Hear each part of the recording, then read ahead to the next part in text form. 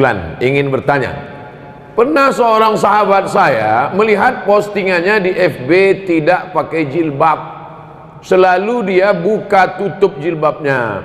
Saya tanyakan kemana jilbabnya, dia bilang yang penting hatinya baik. Bagaimana nih menurut Pak Ustadz? Saya khawatir nanti anak dia nggak pakai celana. Ini kan emaknya nih. Pepatah kita mengatakan kalau anak kencing berdiri, maka cucunya kencing maraton. Ini sekarang emaknya nih nggak pakai jilbab, nanti anaknya nggak pakai celana. Pas ditanya anaknya, kok nggak pakai celana? Yang penting hatinya baik.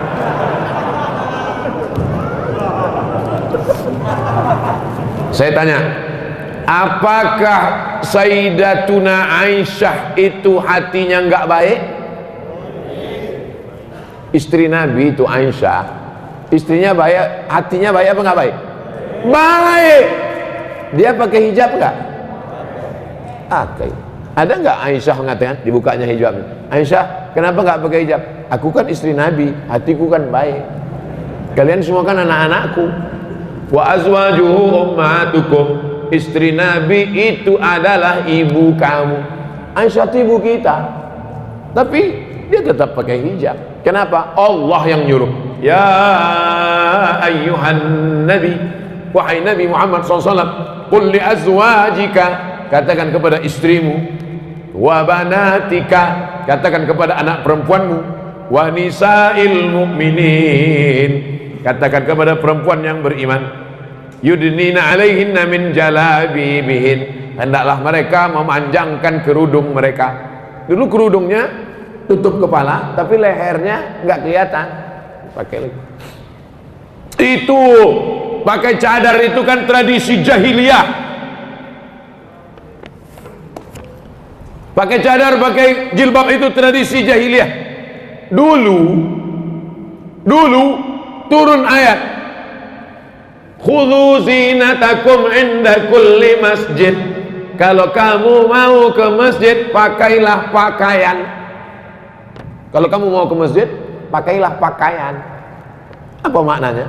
Waktu itu orang jahiliyah tawafnya uryanon tolik, telanjang bulat. Orang jahiliyah dulu nggak pakai pakaian, maka datang Islam mengajarkan pakaian. Maka setiap mau ke masjid disuruh, ya ayyuhalladzina amanu, ay orang beriman, kalau kamu mau pergi ke masjid, khudhu zinatakum inda kulli masjid, berpakaianlah. Itu ajaran Islam. Jadi jangan ikut-ikutan status orang, itu yang dia sampaikan. Bacalah Al-Quran, ngaji sama para kiai, para ulama. Samakah pahala baca Quran melalui smartphone? Baca Quran di dinding, ada tertulis di situ dinding, masuk masjid, ya ayyuhalladzina amanu taqullaha wal tanzur nafsum ma qaddamat liqad. Baca Quran di dinding. Yang satu lagi baca Quran di handphone. Kutiba alaikumul qitalu fil qatla, al hurru bil hurri wal abdu bil abdi wal unsa bil unsa. Yang satu lagi melihat mushaf Al-Quran. Ya ayyuhalladzina amanu ista'inu bis sabri was salah. Melihat mushaf, melihat handphone, melihat dinding. Pahalanya bukan dilihat kau baca Quran dari mana, tapi yang dilihat adalah lafaz di mulut dan di hati. Mulut fasih, tahsin, tajwid, hati ikhlas. Walaupun kau baca di pelepah kurma. Ada Quran zaman sahabat Nabi, Quran macam kita dicetak sekarang? Mana ada? Pakai resleting pula lagi. Kenapa kau tak pernah baca Quran ini? Saya sebetulnya mau baca Pak Ustaz, terus resletingnya macet terus tiap hari. Oh, kasihlah minyak jelantah.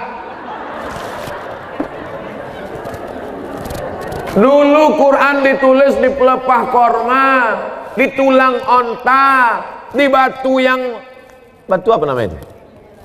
Batu lepes, batu ceper macam piring. ditulis.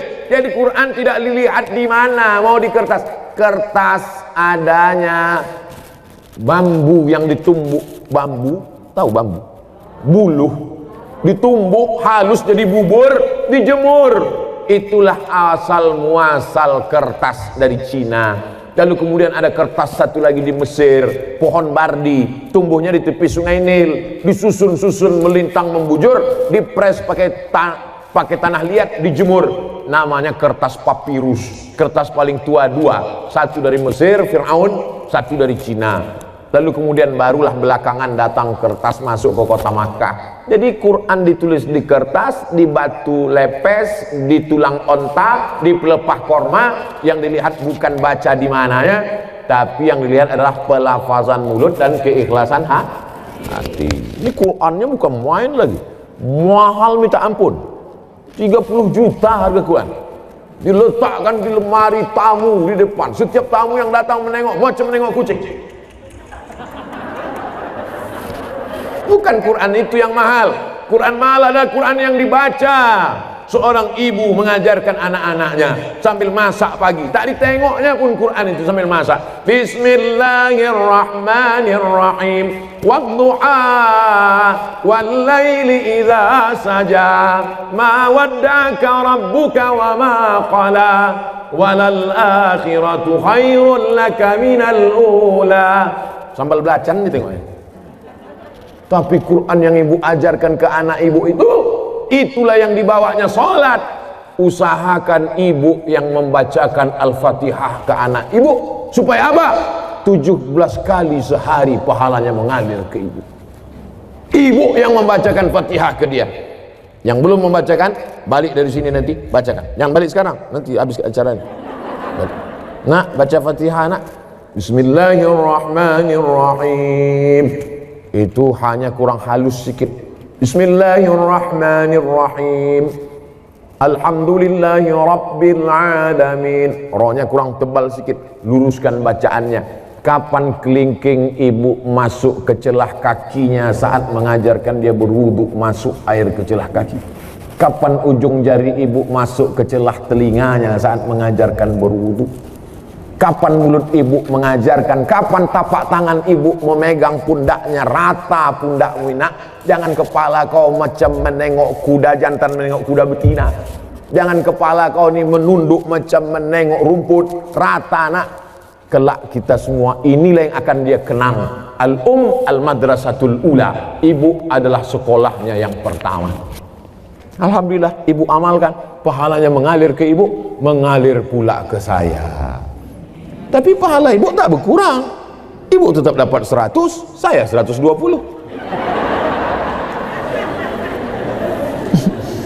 Karena saya tengok ibu macam-macam tak setuju. Apa hukumnya kurban atas nama kelompok lebih dari 40 orang? Apakah nilainya jatuh kepada sedekah atau kurban?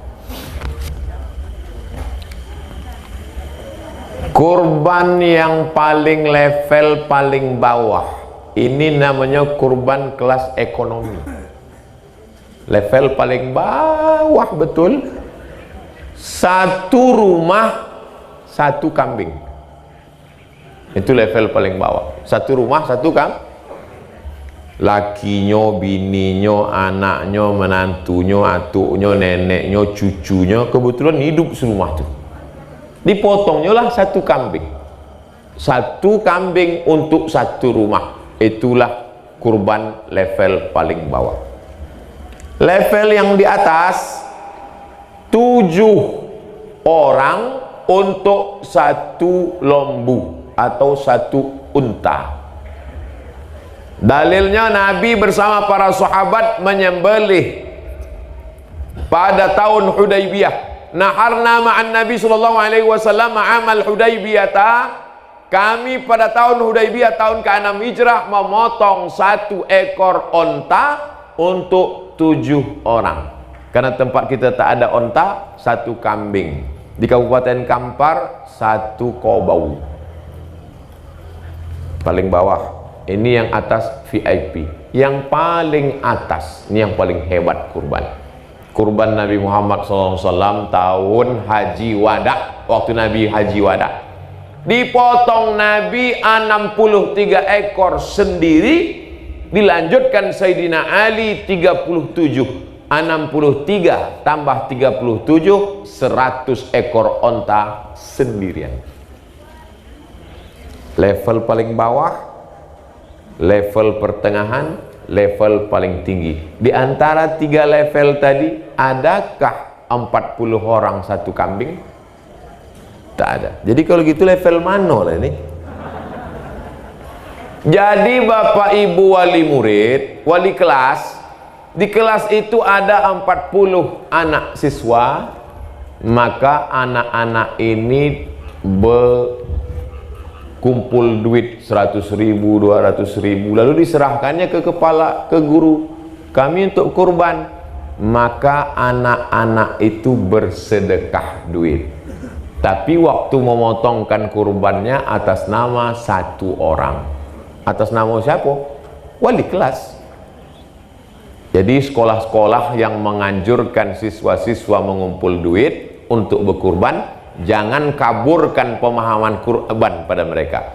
Kalian bersedekah patungan 1 ekor kambing, diserahkan ke guru, nanti waktu disembelih atas nama 1 orang si guru tadi. Anak-anak itu bersedekah, gurunya berkurban. Jelas? Insya Allah jelas. Kalau ada yang nyebut tak jelas berarti poka. Jelas, mikrofonnya mantap. Itulah tentang penjelasan kurban. Jangan robah, jangan rusak, jangan buat syariat sendiri, karena ada tuntunannya. Sedangkan main bola aja ada tuntunannya, goal outside ada tuntunannya dari Nabi Muhammad SAW masalah ibadah.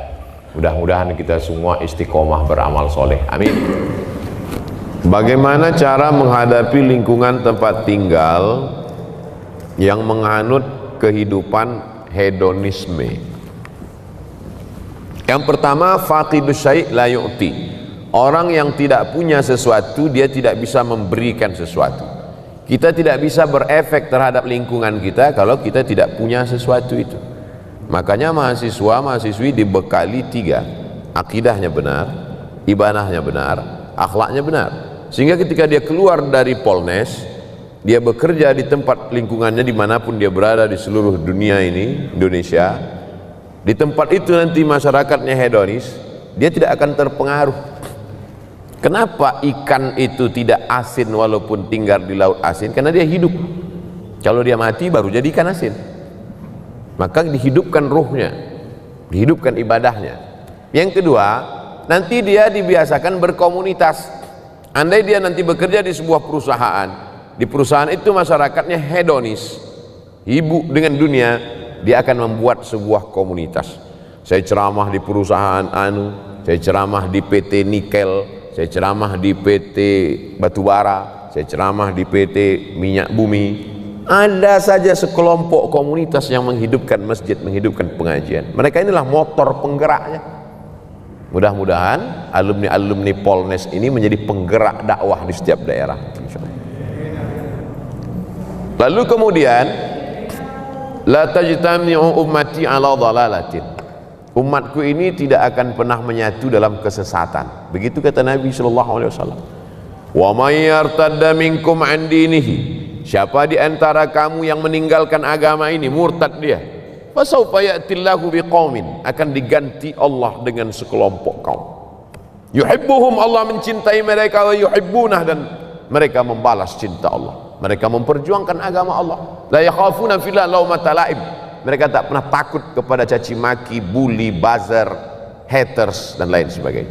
Saya pernah juga dihinggapi putus asa ketika melihat orang-orang yang diharapkan memperjuangkan agama malah bertumbangan. Saya sampaikan kepada salah seorang sahabat saya, dosen, profesor, Pak Prof, rasa-rasanya kita udah layak putus asa melihat umat hari ini. Kata dia, jangan. Mungkin batang kayu sudah lapuk, tapi pucuk-pucuknya yang masih hijau, kalau kita siram dia akan menjadi kayu-kayu yang baru. Dan pucuk hijau itu sekarang ada di Polnes. Karena memang baju mereka hijau pucuk pisang. Inilah yang akan memperjuangkan, memperbaiki hedonis, tidak menjadi asketis, tapi menjadi orang-orang yang moderat, wasatiyah, insyaallah. Amin. Sebagai mahasiswa yang punya banyak sekali kegiatan kampus, bagaimana caranya tetap istiqomah kepada Allah? Ada kekeliruan cara berfikir. Dianggapnya kalau dia sibuk dengan kegiatan kampus, dia tidak beribadah. Karena yang dianggapnya ibadah itu adalah sholat duha, baca Quran, i'tikaf, ibadah. Sedangkan sibuk di kampus tidak ibadah. Padahal sejak dia dari mulai berangkat dari kampungnya sampai ke Samarinda di Polnes sampai pulang itu adalah ibadah. Man kharaja fi talabil ilmi, siapa yang keluar rumah untuk menuntut ilmu, fa huwa fi sabilillah, dia sama seperti orang berjuang fi sabilillah hatta yarji'a, sampai pulang ke rumah. Tapi jangan gara-gara ini 14 semester. Kau kenapa lama kali selesai? Jihad fi sabilillah. Enggak. Tapi itu kalau belajar ke Al-Azhar, Ustaz, fisabilillah. Enggak. Semua ilmu ini datangnya dari Allah Subhanahu wa taala. Hanya saja ada yang fardu ain, ada fardu kifayah. Ilmu agama fardu ain, wajib setiap individu. Karena kalau tidak benar akidahnya, tidak benar fikihnya, tidak benar ibadahnya. Adapun ilmu ini fardu kifayah. Siapa yang memperbaiki jembatan, memperbaiki bangunan, memperbaiki yang bersifat teknik ini kalau tidak orang-orang politeknik? Kalau diserahkan itu kepada Abdul Somad, idza usidal amru ila ghairi ahlihi fantaziris sa'ah. Kalau diserahkan orang pada bukan ahlinya, tunggulah kehancuran. Tetap aktif di kampus, tapi jangan sampai melanggar aturan-aturan negara, melanggar aturan-aturan agama, maka itu bernilai jihad fisabilillah. Baca Qur'annya tetap, sholatnya jangan sampai tinggal. Bedakan antara ibadah dengan amal soleh. Sholat ibadah, baca Quran ibadah, zikir ibadah. Tapi engkau di kampus menuntut ilmu, kau bekerja nanti, maka itu adalah amal soleh. Menghadap Allah melalui dua. Faman kana yarju liqa'a rabbih, siapa yang berharap berjumpa dengan Allah, falyamal amalan salihah, hendaklah dia beramal saleh. Wala yusyrik bi ibadati rabbih ahada, jangan persekutukan Allah dalam ibadahnya. Ibadahnya benar, amal solehnya benar, maka total 24 jam tidurnya amal soleh. Bismika Allahumma ahya wa amut, sampai bangun makannya amal soleh. Allahumma barik lana fima razaqtana wa qina azabannar. Di kampusnya amal soleh. Kalau dalam WC, toilet najis, tempat setan aja bisa bernilai amal soleh. Bismika Allahumma inni a'udzubika minal khubuthi wal khaba'ith, keluar dengan kaki kanan, ghufranaka, bernilai amal saleh. Yang penting ikuti tuntunan sunnah Nabi Muhammad sallallahu alaihi wasallam. Yang terakhir, bagaimana cara mengetahui faham-faham yang tersesat dari Islam agar saya termasuk orang yang baik dan tidak tersesat? Dalam skala negara ada namanya mufti Mesir Syekh Ali Jum'ah dulu, mufti Malaysia Profesor Dr. Zulkifli dulu, sekarang sudah berganti, sekarang jadi Menteri Agama. Di Indonesia tidak ada mufti, tapi ada Komisi Fatwa Majelis Ulama Indonesia. Maka Majelis Ulama Indonesia mengeluarkan 10 kriteria aliran sesat. Tulis di Google 10 kriteria aliran sesat, enter, screenshot, like and share. Kalau kena pasal-pasal itu berarti sesat. Untuk skala negara. Untuk skala kampus, kemana saya bertanya? Fas'alu ahla dzikri in kuntum la ta'lamun. Tanya orang yang tahu. Dosen agama Islam Ustadz Abdurrahman. Ustadz Abdurrahman, dua saja. Kalau tak Abdurrahman, Abdul Somad. Nah, Abdul yang lain. Jangan pernah mikir sendiri, baca sendiri, renungkan sendiri, nyasar sendiri. Karena kita ini lemah. Saya dalam bidang teknik tidak menguasai, maka kemana saya bertanya? Ke Polnes, orang politeknik. Mereka yang paling mengerti tentang itu. Bidang medis, kedokteran, ya tanyalah orang kedokteran. Jangan kita sendiri ambil jarum suntik, kita suntikkan. Ini obat manjur dari Jerman, satunya 5 juta. Insya Allah anak ibu sehat. Seminggu tidak sembuh. Komplain dia ke dokter. Kata dokter, ini obat impor dari Jerman harga 5 juta, kenapa anak saya nggak sembuh? Ibu buat gimana? Saya masukkan ke dalam bubur, saya suapkan ke anak saya. Salah bu, saya kemarin kan saya bilang masukkan ke dubur.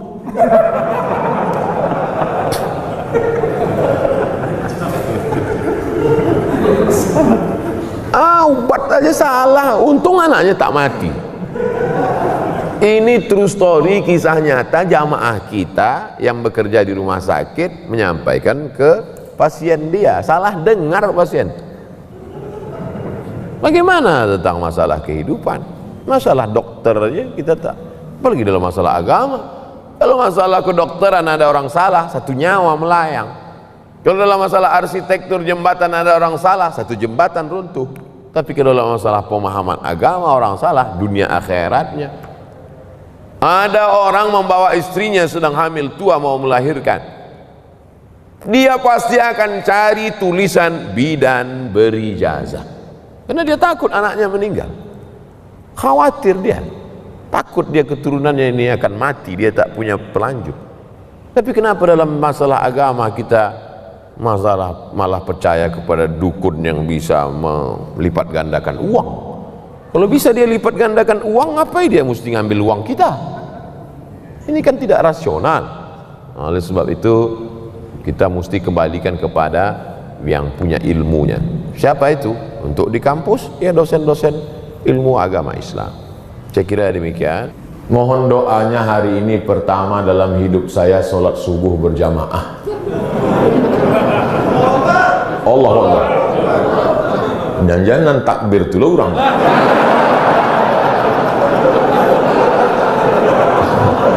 Saya sekeluarga betul-betul hijrah dan dapat menghafalkan ayat-ayat sholat. Allahu Akbar. Mudah-mudahan semakin banyak saudara, tetangga, kawan awak nan hijrah, dan Masjid Mujahidin Iko menjadi titik awal hijrahnya. Sebab Iko dibangun atas dasar keikhlasan. Dari keikhlasan hati orang nan membangun itu, menyebarlah keikhlasan itu ke dalam hati jamaah, dan orang nan sudah sembahyang di siko istiqomahnya sampai hari kiamat.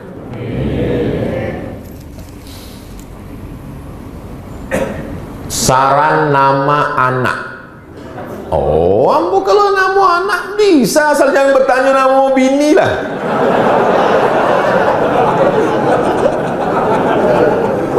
Nama anak nan padusi Nuaira.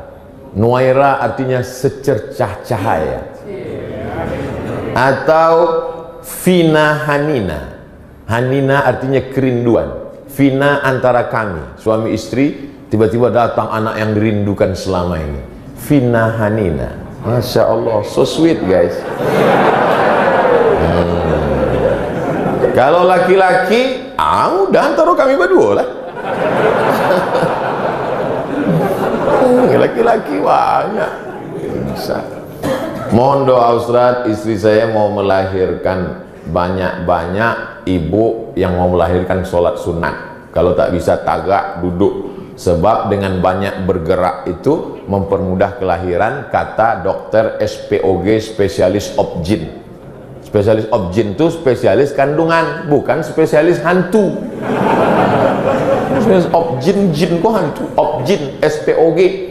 Maka banyak sholat sunat, dan banyak-banyak baca Quran, banyak-banyak bersalawat sambil masak nasi pagi. Sallallahu ala Muhammad, sallallahu alaihi wasallam, sallallahu ala Muhammad, sallallahu alaihi wasallam. Kalau berselawat, hati amaknya tenang. Kalau hati amaknya tenang, anaknya ikut. Maka ibu-ibu itu disuruh tenang ya bu, jangan stres. Kalau ibu stres, anaknya galau, lakinya sakau. Nyak selawat. Bagaimana menurut Buya nama anak saya Aminah Nuwairah? Masya Allah, itu nan ambo sabi, itu nan ditulisnya. Nuwairah ambo sabi tadi kan? Ampaknya ambo lah dakik jadi wali kok. Wali murid. Nama anaknya Aminah. Aminah artinya perempuan yang amanah. Dari Aminah itulah lahir laki-laki Al-Amin Muhammad sallallahu alaihi wasallam. Nuwairah secercah cahaya. Ramadan lahir bulan puasa. Ulah boleh menunggu puasa baru nyetingnya. Boleh, rancak, mantap. Nyobuat 3 kok Aminah Nuwairah Ramadan supaya mudah untuk nama paspor 3. Anak ambo 3 je mau buat namanya Mizian Haziq Abdillah, biar supaya mudah membuat paspor berangkit umroh. Datang COVID nak jadi umroh. Siapa sahabat Ustadz yang selalu ikut kemana saja Ustadz dakwah? Itulah nan selalu diupdate fotonya di Instagram tu. Coba cari saya nan selalu ada situ. Itulah orangnya. Tapi masalahnya tim-tim Amboko nampaknya saja muda, mereka lah beranak beristri. Jadi ibu-ibu yang terlalu berharap bana.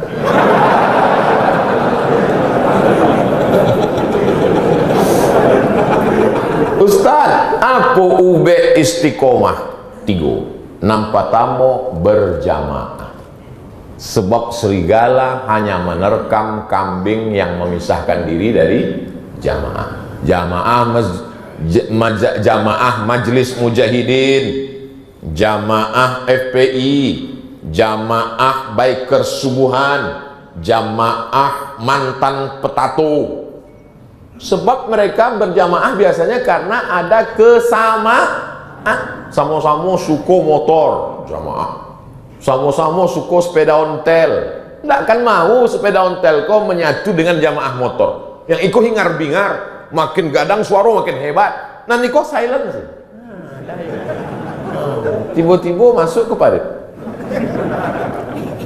Nanti kok ada kesamaan. Jadi komunitas-komunitas Iko mesti dijaga. Kalau kami di Pekanbaru, komunitas Iko ambo ajak pengajian setiap malam Sabtu kedua setiap bulan. Seluruh komunitas datang. Nanti Ustadz Somad buat pengajian iktikaf jam 2 sampai jam 3 malam pengajian. Jam 3 sampai jam ampe tahajud dan witir. Jam ampe sampai jam 5 zikir muhasabah, menangis mengenang dosa awak. Baru sudah itu kajian subuh setiap Sabtu kedua tiap awal bulan. Komunitas-komunitas hadir. Lalu kemudian komunitas Iko diajak mengumpul bareh dari orang-orang yang mampu disalurkan kepada fakir miskin. Nah, jadi komunitas-komunitas. Ini komunitas mana? Kami komunitas bikers, gagah-gagah. Sanggup berapa ton bawa beras bulan ini? Oh, nantilah Ustaz. Jadi mereka ini relawan-relawan. Kalau cuma pengajian pulang, habis pengajian pulang, anak-anak muda ini kan bergejolak. Nggak ada tantangannya, nggak bangkit adrenalin kami katanya. Oh, ini anak-anak muda ini mesti awak kelola. Kalau ndak awak kelola, dikelola oleh geng-geng yang lain. Saseknya, na'udzubillah. Maka anak muda ini mesti awak kelola. Kenapa dari tadi Ustadz menyebut anak muda? Yang tua ndak usah dikelola nih. Sebab ini memang lah dake-dake.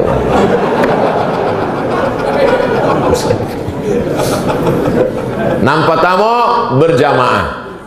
Sesudah berjamaah, insya Allah istiqomah. Setelah istiqomah, pasti husnul khatimah. Kok berani Ustadz menjamin orang nan istiqomah itu husnul khatimah? Ada ayatnya. Alladzina qalu rabbuna Allah, orang yang mengatakan Rabb kami Allah, tsumma istaqamu, istiqomah ini, tatanazzalu alaihimul malaikah, turun malaikat. Waktunya akan mati, turun malaikat.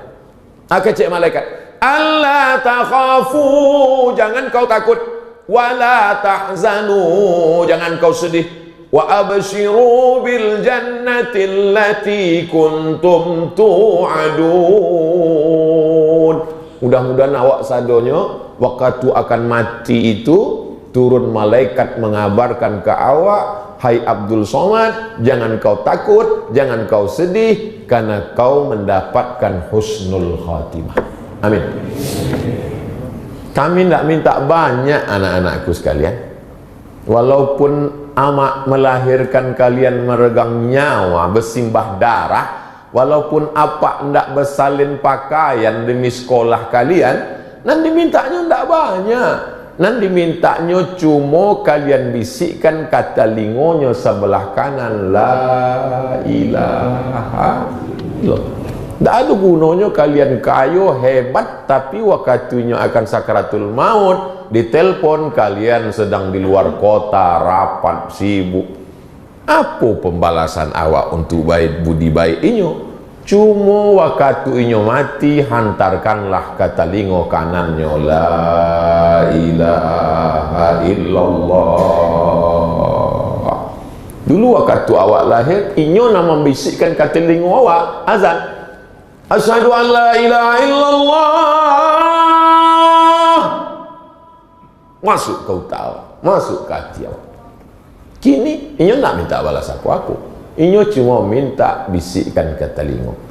Tapi anak-anak yang melawan hawa nafsu, melawan mato, melawan kantuk, melawan bakhil, itulah nan bisa. Ambo yakin dan percaya iko bumi Minangkabau negeri para ulama, maka jangan awak rusak. Insya Allah komunitas-komunitas awak jago, kajian di masjid awak istiqomah, sado awak akan mati husnul khatimah. A'udzubillahi minasyaitonirrajim. Bismillahirrahmanirrahim. Alhamdulillahi rabbil alamin, arrahmanirrahim, maliki yaumiddin. Iyyaka na'budu wa iyyaka nasta'in, ihdinas siratal mustaqim, siratal ladzina an'amta 'alaihim ghairil maghdubi 'alaihim waladdallin. Amin. La tada' lana fi maqamina hadza wa fi sa'atina hadhihi dzamban illa ghafartah. Keluar kami dari majlis ini, bersihkanlah kami dari dosa-dosa ya Allah. Wala aiban illa satartah. Tutupilah aib cacat kami di hadapan manusia dan terutama ketika nanti di hadapanmu ya Allah. Wala maridan illa syafaitah. Saudara kami yang sedang sakit, angkatlah penyakitnya, sehatkan untuk selamanya ya Allah. Wala mayitan illa rahimtah. Yang meninggal dunia, lapangkan kuburnya, ampunkan silap salah dosanya ya Allah. Wala musafiran illa wasaltah. Yang musafir sampaikan ke tujuan dengan selamat ya Allah. Wala raghiban illa anjabtah. Yang menginginkan anak buah hati, belayan jiwa, berikanlah anak yang soleh dan solehah, penghafal Quran ya Allah. Allahumma inna nas'aluka salamatan fid din. Selamatkan agama anak-anak kami dalam ahlus sunnah wal jamaah. Wa afiatan fil jasad. Jauhkan dari wabah COVID-19 ya Allah. Wa ziyadatan fil ilmi. Tambahkan ilmu kami supaya betul amal kami menurut sunnah Rasulullah. Wa barakatan fil rizqi. Berikan berkah pada rezeki supaya kami bisa membangun masjid, berwakaf, berinfak dan bersedekah. Wa taubatan qablal maut. Bagi kami taubat sebelum mati. Wa rahmatan indal maut. Berikan kami rahmat ketika mati. Wa maghfiratan ba'dal maut. Berikan kami ampunan sesudah mati. Allahumma hawwin alaina fi sakaratil maut. Ringankan kami waktu sakaratul maut ya Allah. Wan najata minan nar. Selamatkan dari api neraka. Wal afwa indal hisab. Maafkan ketika kami dihisab. Allahumma ja'al akhira kalamina inda intihai ajalina. Jadikanlah akhir kalam kami ketika ajal kami sampai.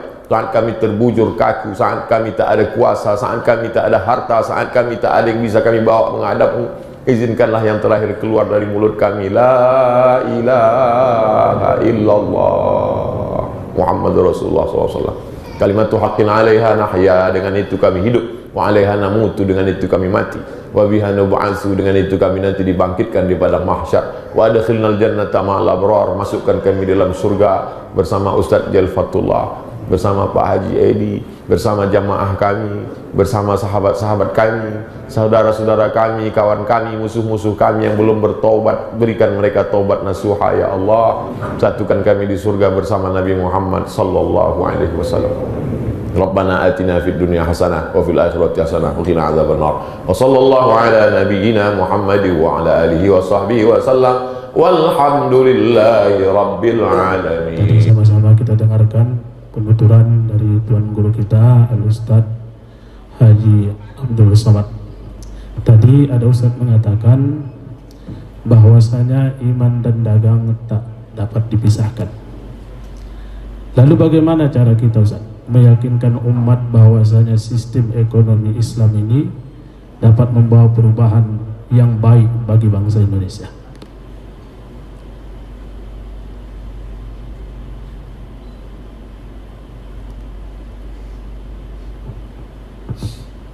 Bank punya uang 100 juta.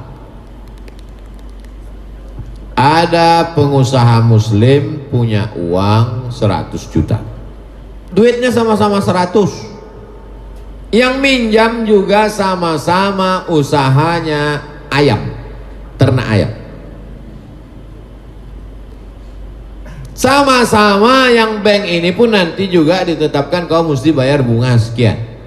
Yang si muslim tadi meminjamkan duit 100 juga, dia juga mengatakan nanti kita akan bagi hasil, dikemas dengan bahasa mudharabah. Di mana letak bedanya? Pinjam duit 100, balikkan 120. Aku tak mau tahu ayam kau mau mati, mau sakit, mau stres, pokoknya balikkan 120.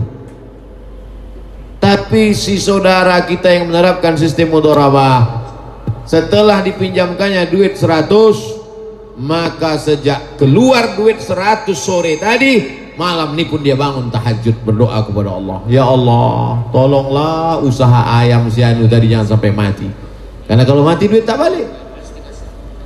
Maka sejak malam itu dia menjadi lebih khusyuk sholat, dia menjadi lebih khusyuk berdoa, dan dia lebih selalu teringat dengan saudaranya tadi dengan menanyakan kalau jumpa, apa kabar? Sehatnya kau kan? Kenapa selalu ditanyanya? Karena kalau sampai sakit duit tak balik. Jadi apa beda konvensional dengan Islam itu? Bedanya adalah akhlak. Ada akhlak. Sedang ini tak mau tahu dia. Aku tak mau tahu kau mau sakit, kau mau di mana, kau yang penting duitku balik. Lalu kemudian datanglah tokoh ayam dari Jakarta ke Medan. Begitu si bapak, si pengusaha muslim tadi mendengar ada tokoh ayam dari Jakarta, maka dipanggilnya lah tokoh ayam tadi, dibuatnya lah seminar ternak ayam. Kenapa? Supaya dibangkit usaha ini, karena kalau untungnya besar, nanti mudharabah bagi hasilnya juga bisa menjadi besar. Jadi bedanya itu di mana? Bedanya di akhlak. Akhlak itulah yang sebenarnya akhlak. Sekarang akhlak selalu dipahami berbakti pada orang tua, akhlak kepada guru. Akhlak yang lebih universal adalah akhlak dalam bisnis. Ada kejujuran, ada integritas, ada kepercayaan, ada trust. Jadi kalau ini kita bangkitkan, maka insya Allah umat percaya. Saya ceramah di Malaysia, Kuala Lumpur, diundang oleh Bank Rakyat Tower. Nanti kalau pergi Kuala Lumpur tengok Tower, Bank Rakyat Tower. Dalam hati saya sampai hatilah panitia ini mengundang saya ke bank konvensional, Bank Rakyat. Sampai di dalam jumpa sama petinggi-petingginya, Ustaz Abdul Somad, ini adalah bank konvensional, kata dia. Dalam hati saya aku dah tahu, karena tak ada tulisan Islam di situ, tak ada syariahnya. Tapi bank rakyat ini sudah berubah menjadi 100% murni Islamic Bank, bank Islam. dan nasabahnya ada Cina, ada India, ada berbagai macam agama. Kenapa mereka mau berinteraksi dengan Islamic Bank? Karena memang prinsipnya di mana ada gula di situ ada semua. Jadi umat Islam mesti menjadi bintang iklan terhadap Islam. Islam ini produknya luar biasa, tapi karena bintang Islamnya tidak menarik, orang tidak menjadi tertarik. Andai ada produk air susu kambing Etawa, Anda minum maka Anda akan gemuk, bintang iklannya Abdul Somad, percaya tak orang? Nah, orang percaya. Nah, jadi bagaimana Islam bercerita tentang ekonomi Islam, tapi kemudian membangkitkan. Makanya kalau mau, buatlah satu kampung percontohan. Saya sudah sampaikan ke Basnas, kalau mau lihat real nyata, buat satu kampung mu'alaf. Cari pulau, buat situ kampung mu'alaf. Buat ternak ayam, ternak sapi, ternak itik, buat kolam ikan, karamba, buat di situ pendidikan sekolah gratis, buat hadirkan jutawan entrepreneur, pakar kambing, pakar ayam, pakar itik, pakar puyuh, hadirkan semua.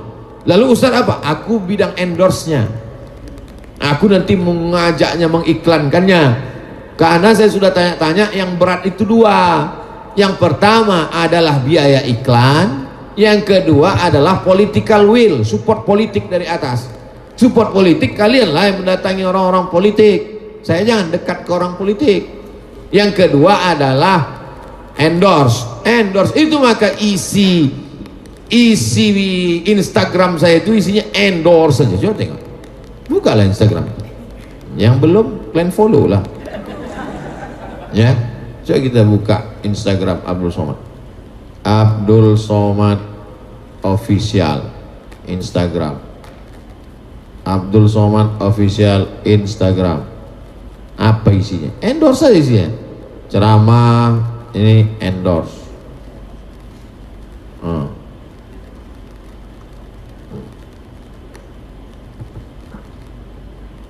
Tak ada pula paket. Ayo gabung menjadi driver Raja Sayur. Jangan lupa download aplikasi Raja Sayur. Buka handphone, Play Store, aplikasi Raja Sayur, download. Produk halal menjadi nomor 1 di aplikasi Raja Sayur demi meningkatkan ekonomi umat. Berkah selalu. Terima kasih. Assalamualaikum warahmatullahi wabarakatuh. Ustadz, kami punya program nih, aplikasi ini ekonomi keumatan, banyak saudara-saudara kita. Saya tanya, setelah saya yakin, percaya, mari kita buat videonya. Nanti kalian share, nanti ku bantu share. Sampai sekarang tak ada orang ini cerita berapa saya dapat untuk royalti tadi. Karena memang udah janji saya itu, setiap yang sifatnya keumatan. Maka kalau datang jamaah bawa kerupuk, bawa keripik, senyum dia, udah tahu saya itu, minta endorse lah itu. Bawa gula merah, bawa kain batik, macam-macam. Wallahualam. Alhamdulillah, luar biasa. Baik Bapak Ibu, kita masuk sesi tanya. Dalam hal ini kita ambil 6 orang, 3 dari kaum ibu, 3 dari kaum bapak. Kami mulai dari sebelah kanan saya. Silahkan tunjuk tangan, sebutkan namanya. Assalamualaikum warahmatullahi wabarakatuh. Waalaikumsalam warahmatullahi wabarakatuh. Pak Ustadz, Bu, tolong sebutkan namanya dulu. oh ya, saya Nani Saragi. Saya tinggal di Amsterdam. Saya lagi berlibur di sini untuk 3 minggu. Alhamdulillah terjadi lockdown di Amsterdam, di Belanda. Saya bisa memperpanjang liburan saya kurang lebih 10 hari. Saya lahir di Pematang Siantar, anak seorang tentara. Alhamdulillah seorang tentara 45 ya. Oke. Begini Pak Ustadz, saya bekerja hampir 21 tahun di suatu perusahaan sebagai seorang koordinator. Kemudian ada reorganisasi dan saya harus memilih untuk keluar sebenarnya saya bisa masuk tetapi dengan posisi lain, dengan tugas-tugas yang lebih berat, sedangkan sebenarnya itu sama, hanya saya merasa perusahaan itu ingin mengeluarkan kita-kita yang sudah kerja lama. Oke. Saya sekarang berpikir saya ingin pindah ke Indonesia kembali, tetapi keadaan di Indonesia ini saya kurang nyaman karena ya anyway, saya punya dua hal. Kalau saya pindah ke Indonesia, saya ingin membantu bisnis keluarga. Insya Allah ilmu yang saya dapat selama saya di Eropa, di Belanda ya khususnya, saya bisa insya Allah sumbangkan kepada keluarga dan kepada di sekeliling saya.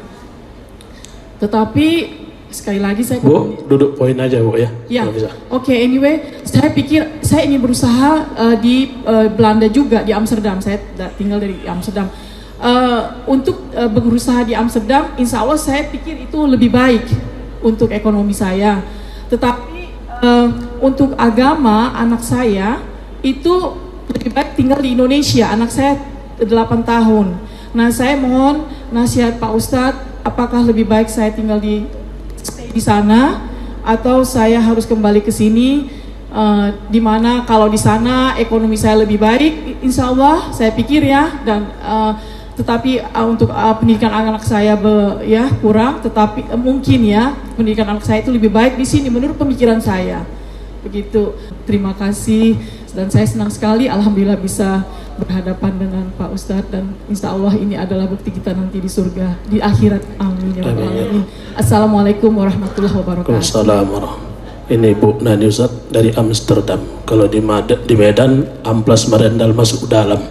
Ini rupanya betul-betul orang Belanda Ustadz. Silakan Ustadz. Saudara-saudara saya yang bekerja di negara tidak Islam, dari mulai Amerika, Amsterdam sampai Hong Kong, Taiwan, maka hari ini tidak lagi bisa kita bagi dunia ini menjadi dua seperti dulu. Ada namanya Darussalam, negeri Islam, ada Darul Harb, negeri perang. Madinah, negeri Islam, Makkah, negeri perang. Maka semua orang yang ada di Makkah mesti pindah ke Madinah bersama Nabi Muhammad SAW. Sekarang tidak lagi bisa begitu. Oleh sebab itu saudara-saudara kami dari Maroko yang bekerja di Belanda, di Jerman, di Prancis, ulama Maroko justru mengirim, tempat saya sekolah itu namanya Darul Hadis. Di Darul Hadis itu alumni-alumninya yang orang Maroko dikirim menjadi ustadz di Portugis, Spanyol, dengan ke Belanda, karena banyak imigran yang datang dari Tunisia, Aljazair, Maroko. Artinya ulama membolehkan orang Maroko tinggal di Eropa. Makanya Eropa itu diprediksi oleh orang Yahudi, namanya Bernard Lewis. Bernard Lewis orang Yahudi mengatakan setelah dia teliti, Eropa itu nanti akan menjadi Islam. Kenapa analisanya begitu? Jerman diisi oleh imigran dari Turki, karena orang Turki paling banyak di Jerman. Inggris akan diisi imigran dari 3 negara, India, Pakistan, Bangladesh. Terbukti prediksi itu, wali kota Inggris Islam India. Lalu kemudian Prancis diisi oleh imigran dari 3 negara, Aljazair, Tunisia, Maroko, sampai hari ini. Jadi ini untuk menghilangkan kegelisahan saudara-saudari yang bekerja di Eropa, di Amerika, boleh hukumnya bekerja di negeri tidak Islam dalam kurung syarat dan ketentuan berlaku. Tetap bisa menjalankan syariat Islam, tidak membuka aurat dan lain-lain sebagainya terkait dengan ajaran Islam. Tapi hukum bekerja. Apa dalilnya? Ali bin Abi Thalib mengambil upah menimba air di rumah orang Yahudi di Madinah. Dilaporkan ke Nabi, kata Nabi tak apa-apa, karena sekedar yang dipakai itu jasanya, jasa menimba air, tak ada terkait dengan akidah. Wala anabidu ma'abadtum wala antum ma'abiduna ma'abud lakum dinukum waliyadi. Jadi ibu bekerja, jaga syariat Islam, maka ibu mendapat gaji, gajinya halal. Adapun keraguan tentang pendidikan anak, juga zaman sekarang tidak ada halangan lagi. karena anak bisa dikirim sekolah tahfiz Quran. Di Kudus ada program tamat SD hafal 30 juz, tamat SD umur 13, atau masuk ke Ponorogo di dekat Gontor ada pesantren Muqaddasah SMP SMA tamat hafal Quran. Jadi tak ada halangan, ibu bisa kunjungi dengan ekonomi baik, bisa setahun datang 2 kali. Maka sesungguhnya ibu berpisah dengan anak, sekolah dia di pondok pesantren, ibu tetap di Belanda, dua-duanya dapat, ekonomi dapat, dan yang paling penting adalah pendidikan anak. Saya dulu terlintas di pikiran saya, 2 orang anak emak saya, dua-duanya laki-laki, sampailah hati emaknya mengirim saya ke Mesir, sampai 12 jam naik pesawat baru sampai. Sekarang saya baru paham, rupanya dialah yang sayang dengan anaknya. Adapun emak kawan saya yang tak dikasihnya dia pergi, bukan begitu cara sayang pada anak. Biarkan dia terbang sejauh mandang, maka sesungguhnya itu mendidik dia untuk menjadi anak-anak yang mandiri. Anak ibu kirimkan masuk dia tahfiz, SD tahfiz, SMP tahfiz, SMA tahfiz, kuat akidahnya, paham dia keindonesiaan, ngerti dia sunnah Rasulullah. Nanti dia mau kuliah, silakan dia masuk ke Leiden University, silakan dia mau sekolah ke Leipzig Jerman, silakan dia mau ke McGill Kanada, karena akidahnya sudah kuat sesuai dengan kemauan dia. Saya selalu menyampaikan, ceramah saya tak keluar dari 3: islahul tarbiyah, perbaikan pendidikan; islahul iktisad, perbaikan ekonomi; islahul siasah, perbaikan politik. Maka perbaikan pendidikan, saya hanya katakan pendidikan agama mesti kuat dari TK Quran, SD Quran, SMP Quran, SMA Quran, basic. Setelah itu terserah mau jadi lawyer, mau jadi pengusaha, mau jadi hakim, mau jadi apapun, yang penting akidahnya sudah kuat. Insya Allah ibu dapat dua-duanya, ekonominya dapat, pendidikannya dapat. Wallahu a'lam bishawab. Ya, silakan lagi Bapak Ibu. Ya, silakan.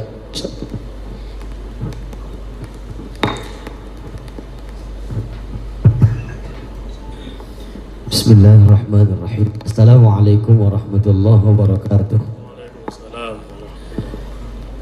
Alhamdulillah, salatu wassalamu ala Rasulillah wa ala alihi wa sahbihi wa mawalah.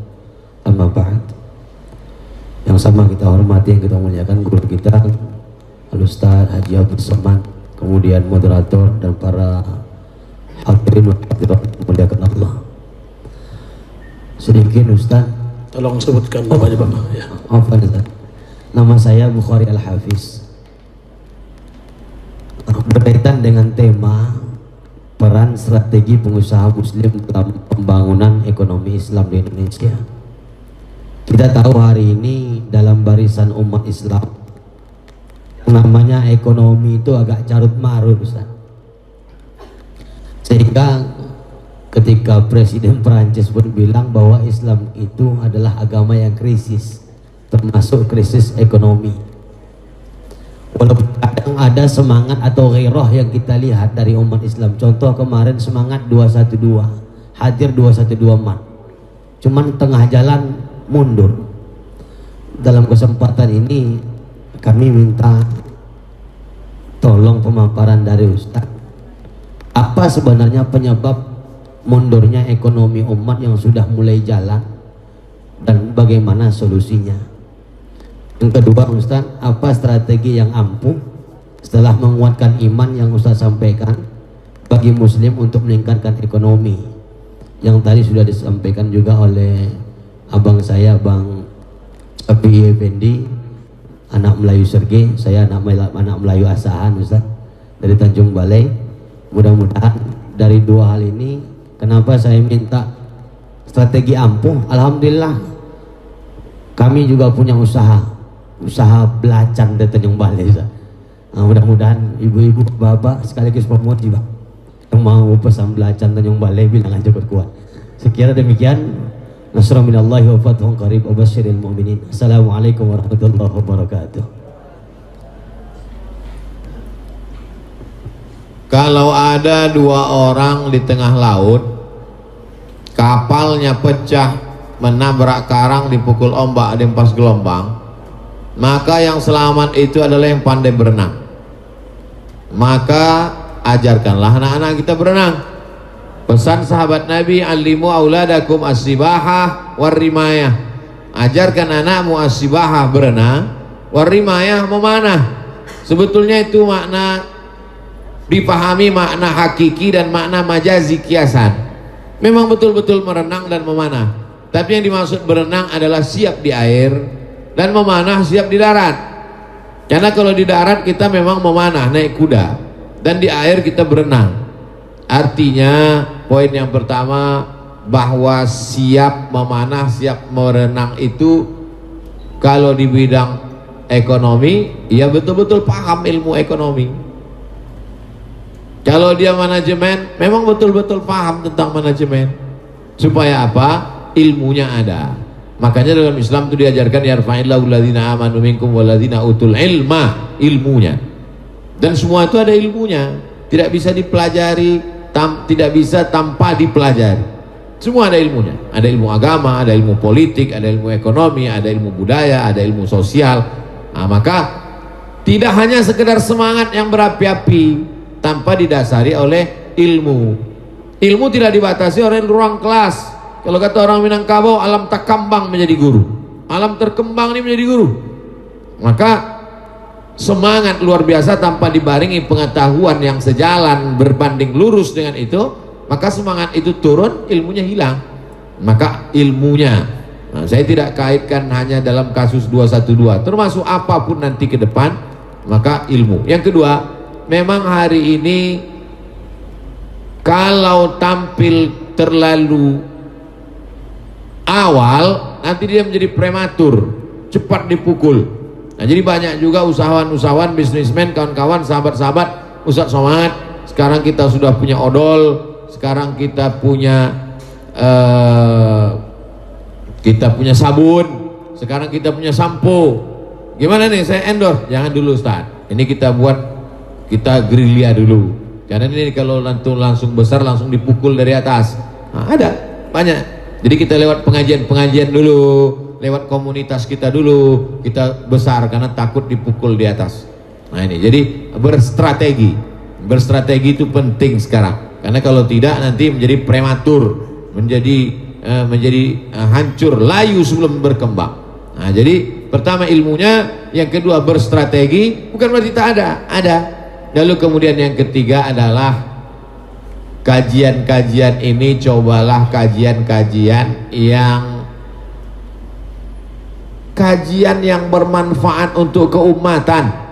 Jangan lagi dikaji yang mubazir, yang khilafiyah, yang justru. Nah, jadi kajian-kajian, maka saya senang sekali kajian fokus, kajian ekonomi, kajian politik Islam, kajian supaya apa? Supaya setelah itu ada follow up-nya. Setelah ngaji itu apa yang mesti kita buat?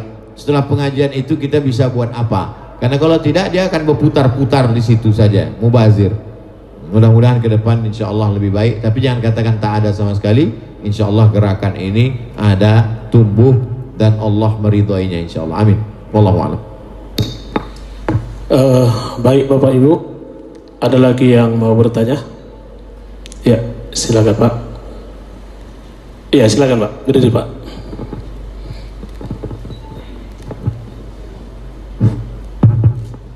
Bismillahirrahmanirrahim. Assalamualaikum warahmatullahi wabarakatuh.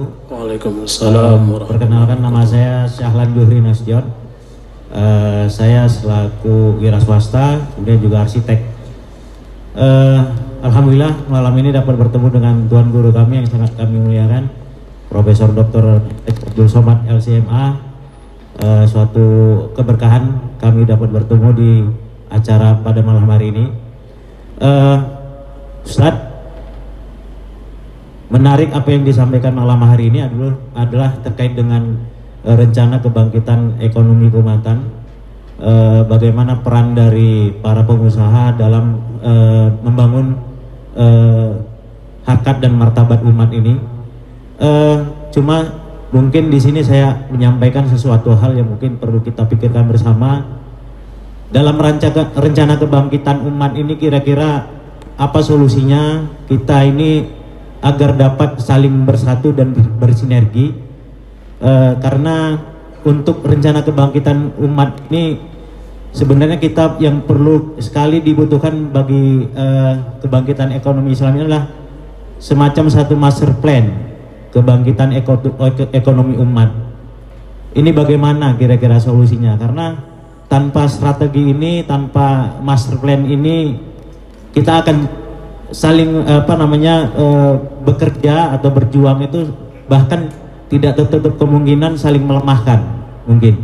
Nah, ini perlu panduan dari tuan-tuan guru kami, mungkin juga para tokoh ini bagaimana menyatukan roadmap ataupun master plan kebangkitan ekonomi keumatan ini. Kemudian juga kita belum memiliki satu lembaga atau syarikat yang representatif, sebagaimana tadi juga Ustadz ada menyinggung tentang agama kita ini dibawa oleh para ulama yang berprofesi sebagai pedagang atau menyambi sebagai pedagang. Saya kira Indonesia ini juga merdeka akibat dari berkumpulnya para saudagar-saudagar kita yang tergabung dalam syarikat Islam dulu di awal, sehingga kita melek politik dan kita memahami pentingnya untuk bersatu dari sisi ekonomi. Ini bagaimana kita strateginya untuk membangun kembali jaringan perserikatan kita, sehingga rencana master plan kebangkitan ekonomi keumatan itu tadi dapat bisa diwujudkan hingga ke akar rumput.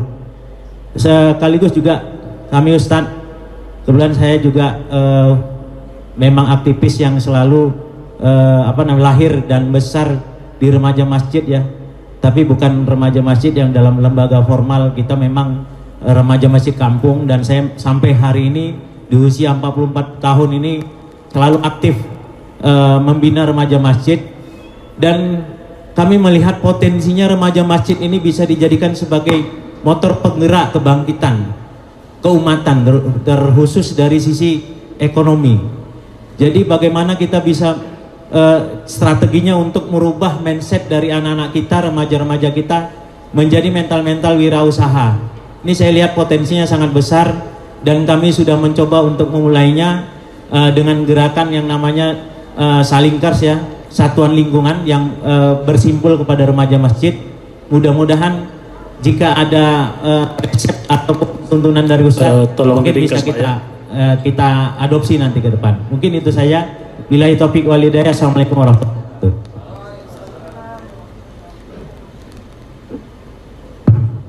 Al arwah junudun mujannadah. Ruh itu seperti tentara-tentara. Wama al arwah, ruh saya, ruh bapak, ruh ibu, ruh kita semua ini seperti tentara-tentara. Kalau dia menemukan kesesuaiannya, iktalafa, dia akan menyatu. Wama tanakara, tapi kalau dia merasa tidak cocok, tidak sejalan, maka dia pasti ikhtalafa, dia pasti menjauh. Seperti besi berani. Besi berani kalau tepat dia connect, dia menyatu. Tapi kalau dia tidak, dia akan menjauh. Jadi filosofi itu saya rasakan ketika saya berkeliling ini. Dengan latar belakang pendidikan yang berbeda, dengan suku yang berbeda, tidak ada kesamaan kami sedikit pun, tapi dalam beberapa hal bisa bersama. Sekolahnya sama, sukunya sama, tapi berbeda, dia akan menjauh. Nah, jadi prinsip ini sunnatullah. Jadi pada beberapa momen, beberapa hal saya ketemu dengan si Fulan bin Fulan di Jakarta, di Surabaya saya ketemu, di Makassar saya ketemu. Lama saya renung, kita sekolah beda, latar belakang beda, suku beda. Kenapa sih ide? Nabi sudah katakan, ruh kita ini seperti tentara-tentara, kalau sesuai dia akan sejalan, dan kalau tidak sesuai dia akan bersimpang jalan. Tapi tidak serta-merta lalu kita tidak punya strategi. Lalu semuanya, udahlah serahkan aja lah, nanti kalau memang sesuai kita sejalan ini. Enggak, kita tidak bisa jalan sendiri masing-masing, mesti ada kerjasama. Maka sesungguhnya apa yang saya lakukan selama ini, setiap daerah ini saya bagi dalam 3 kali. 2021 saya ke Medan 3 kali, Sumatera Utara 3 kali, bulan Januari, bulan Mei, bulan Juni, Juli, Agustus, September, Oktober. Nah, jadi saya balik dari mulai Aceh sampai ke timur Indonesia, Wakatobi, Sulawesi. Nah, itu berarti saya tetap datang 3 kali. Kedatangan saya itu mesti menyentuh 3 aspek. Pertama akar rumput, saya ketemu dengan masyarakat di tanah lapang kalau seperti dulu waktu tidak ada COVID. Yang kedua, saya ketemu dengan tokoh-tokohnya, tokoh ormas, tokoh masyarakat, alim ulama, cerdik pandai, ketemu dengan pawang-pawangnya, karena menyatukan buaya ini sulit, yang lebih sulit lagi menyatukan pawang-pawangnya. Yang ketiga adalah ketemu komunitas-komunitas, komunitas Ikatan Dokter Indonesia, komunitas lawyer, pengacara-pengacara, komunitas pengusaha-pengusaha. Nah, itu. Jadi tiga itu mesti tersentuh: akar rumput, alim ulama, cerdik pandai, tokoh masyarakat, dan komunitas-komunitas. Kita bicara target secara umum saja dulu. Bagaimana jangan ada orang miskin lapar tak makan, bagaimana ada anak berprestasi jangan sampai tak sekolah. Nah, jadi program-program itu semuanya saya posting secara pribadi di Instagram, tapi kemudian di yayasan khusus ada, dicari YTWU, Yayasan Tabung Wakaf Umat. Program bagi beras ke nomor rekening ini, program santunan anak berprestasi tapi yatim duafa ke nomor rekening ini, program rehab rumah ke nomor rekening ini, program wakaf Quran ke nomor rekening ini. Anda bisa kirimkan langsung atau datang waktu pengajian atau dijemput oleh relawan kami. Semua secara tertulis sudah saya share, bisa tinggal copy paste program-program itu. Nanti ketika kita jalankan, kita bisa bersinergi bersama-sama, otomatis ketemu. Saya sudah praktekkan di beberapa tempat, otomatis ketemu. Kita akan ketemu kalau channelnya sama. Tapi kalau beda channel, setengah mati tak akan ketemu. Termasuklah pertemuan kita malam ini, insya Allah, karena di channel yang sama, insya Allah. Amin ya rabbal alamin. Wallahu a'lam. Baik Bapak Ibu, nampaknya waktu juga lah yang memisahkan kita pada malam hari ini.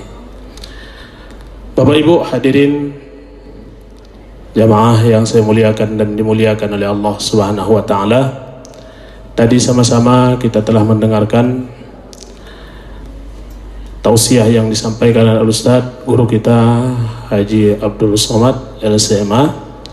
Kemudian ada sesi tanya jawab. Mudah-mudahan kesemuanya ini membawa keilmuan bagi kita semuanya, kemudian membawa keberkahan bagi kita yang hadir pada hari ini. Kalau dulang, dulanglah Tuhan, injak-injak batang jemari. Kalau pulanglah Ibu dan Tuhan, ingat-ingat gaji kita hari ini.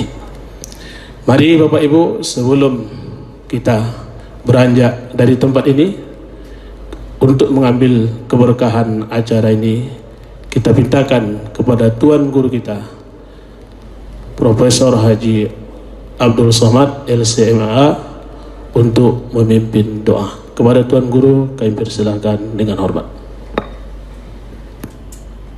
Sebelum saya berdoa, saya mau kita pulang simpulnya. Ikuti aja update di Instagram dan di FB dengan Yayasan Tabung Wakaf. Kopilah program, kopi, lakukan, ketemu kita insya Allah. Ketemu dalam program, ketemu dalam tujuan. Setiap hari Jumat, Sabtu kedua saya di Pekanbaru, saya keliling, tapi Jumat Sabtu saya khususkan, saya mau kasih tahu supaya kita membuat hal yang sama, supaya kita bisa bersama, sama pikiran kita, sama tujuan kita. Jumat Sabtu, Jumat itu saya khutbah, habis khutbah itu membagi program sosial ke panti, ke fakir miskin, ke duafa langsung.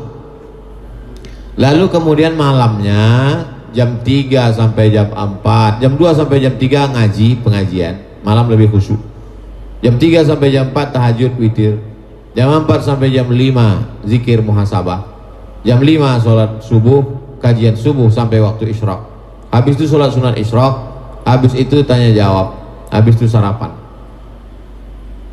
Jadi antum bisa copy paste itu. Program-program itu copy paste. Ada kalanya menangkap ikan besar, jala besar, jaring besar. Nanti setelah terjaring baru diklasifikasikan. Ini ikan teri, ini ikan bawal, ini ikan tongkol, ini ikan hiu, ini ikan paus. Penanganan ikan ini begini, ini begini. Jamaah ini dibagi 3. Ada yang satu pasukan inti di tengah, pengurus. Baru ring yang kedua relawan-relawan. Komunitas-komunitas, komunitas emak-emak, komunitas bapak-bapak, komunitas bikers, komunitas anak muda. Komunitas ini dibimbing. Ada ketuanya, ada sekretarisnya, ada bendaharanya, ada penanggung jawabnya, ada koordinatornya. Baru kemudian yang ring 3 jamaah secara umum. Jadi dakwah ini tidak hanya lepas-lepas saja lagi. Mesti ada pengikat, ada simpul-simpulnya. Jadi pertemuan kita tidak hanya sekedar pertemuan, tapi ada yang bisa kita ambil, kita bawa program-program sesuai dengan bidang kita masing-masing. Al-hazihin niyah al-fatihah. A'udzubillahi minasyaitonir rajim. Bismillahirrahmanirrahim. Alhamdulillahirabbil alamin arrahmanir rahim maliki yaumiddin. Iyyaka na'budu wa iyyaka nasta'in ihdinas siratal mustaqim. Shiratal ladzina an'amta 'alaihim ghairil maghdubi 'alaihim waladdallin.